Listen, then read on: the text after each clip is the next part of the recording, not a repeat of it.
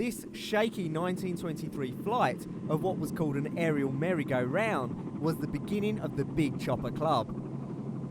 Membership of this club got off to uncertain beginnings, and it wasn't until the 1950s that regular attendances could be counted. Although this effort, developed by the eccentric millionaire Howard Hughes, was seen at the time to be a significant contender for the heavy lift abilities that big choppers were designed for, the reality proved to be quite different. Assembled from various spare parts from other aircraft, the XH-17 was a heavy lift rotorcraft that was designed to lift loads in excess of 15 metric tons. In flight, the rotors were designed to spin at a sedate 88 RPM. Since the rotor was driven at the tips rather than the hub, little torque compensation was required. With a range of only 64 kilometres, the XH-17 quietly disappeared from the big chopper scene. Other manufacturers had much more success, and the Sikorsky S-64, now known as the Ericsson Air Crane, has proved to be a reliable heavy lifter and firefighter. The air crane can be fitted with a 10,000 litre fixed retardant tank to assist in the control of bushfires, and it has achieved hero status fighting wildfires in Australia and many other countries across the globe. With various conflict zones worldwide, the demand for helicopters of a different kind has increased.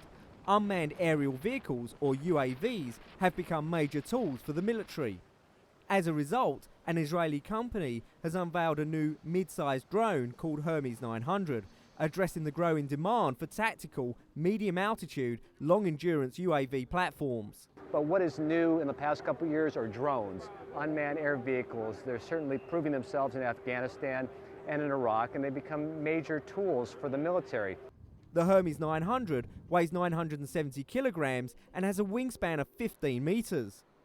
It features larger multi-payload configurations, higher flight altitude and extended flight time of 40 hours without the need for external fuel tanks. But it's the Bell Augusta BA609 tilt rotor that everybody is talking about.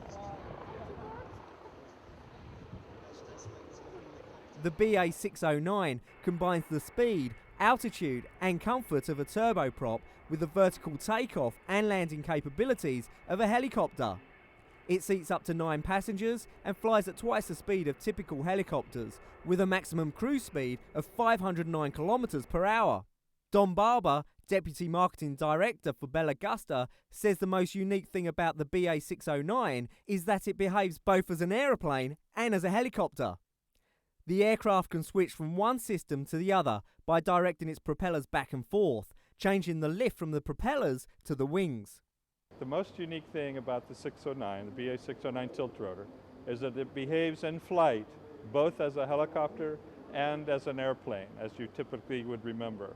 It can go vertically in flight as a helicopter, and yet it appears like an airplane. The cabin is shaped much like an airplane. But then while in flight, the pilot can direct the propellers to go forward and change the lift from the propellers to the wing and go forward and fast as an airplane.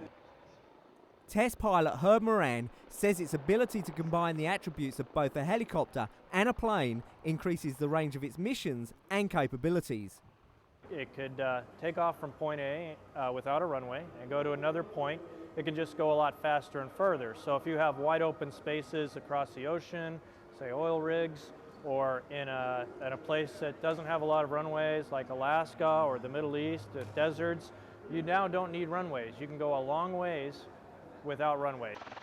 In the diverse world of helicopter operations, it's not only celebrities and jet setters who benefit from these unique vehicles. They've become indispensable tools for search and rescue, firefighting and military operations.